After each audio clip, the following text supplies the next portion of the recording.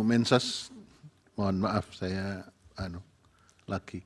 Sebelum Ibu jadi Menteri Sosial, apakah sudah ada program bantuan pangan beras? Ada, Bapak. Waktu itu yang menyalurkan siapa?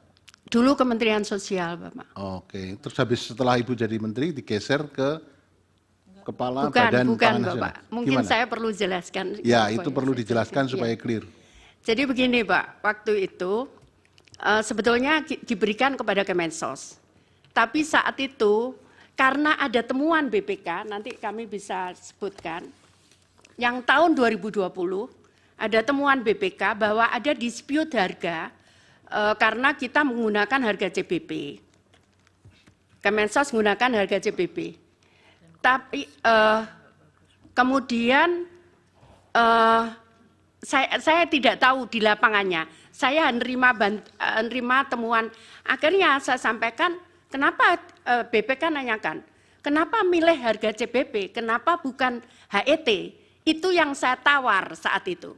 Kenapa kalau saya menggunakan HET atau harga pasar, saya mau dan tidak ada biaya bungkus. Kemudian ternyata nggak bisa, harus menggunakan dana CBP. Akhirnya kami pun tidak mau karena saya juga khawatir ada temuan kalau menggunakan dana menggunakan harga CBP, saya sampaikan begitu. Oke, jadi karena ada persoalan, kemudian Ibu sendiri yang Ya, menyatakan keberatan, ya, terus betul. kemudian oleh Bapak Presiden digeser ke penanganannya Kepala Badan Saya Pangan tidak tahu, mohon maaf, saya tidak tahu Oke. kemananya. Mungkin Ibu Menteri Keuangan tahu atau Pak Menko Ekwin?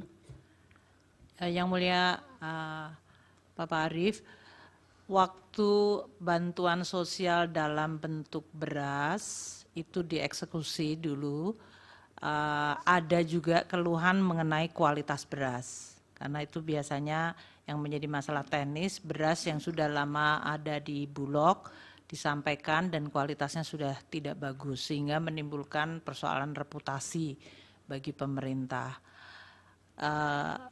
Pada saat peralihan menjadi bantuan dalam bentuk cash itu dilakukan untuk PKH dan kemudian bantuan pangan sembako, tapi dalam hal ini diberikan tetap tanpa dalam bentuk beras atau in kind, tapi cash kemudian untuk menciptakan perputaran ekonomi di masing-masing daerah.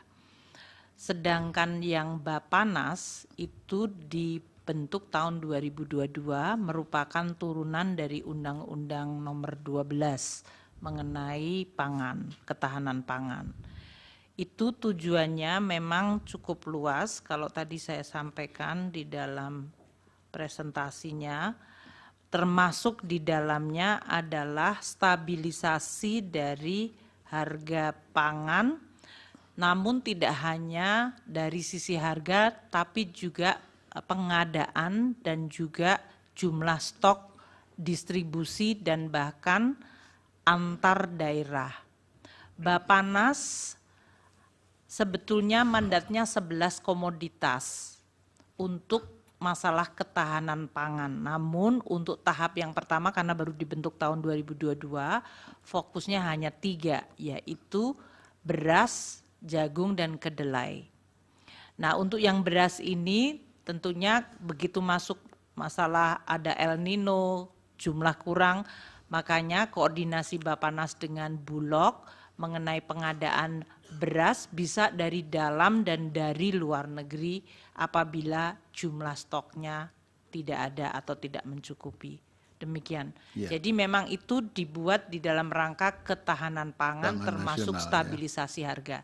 Salah satu aktivitasnya memang bisa memberikan bantuan pangan kepada kelompok tidak mampu. Itu sebagai salah satu aktivitas, tapi fokusnya sebetulnya adalah untuk stabilisasi harga dan untuk ketahanan pangan. Oke, terima kasih Ibu Menteri Keuangan, Ibu Menteri Sosial. Terima kasih.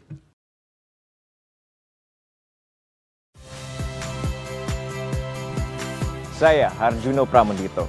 Saksikan program-program Kompas TV melalui siaran digital, pay TV, dan media streaming lainnya.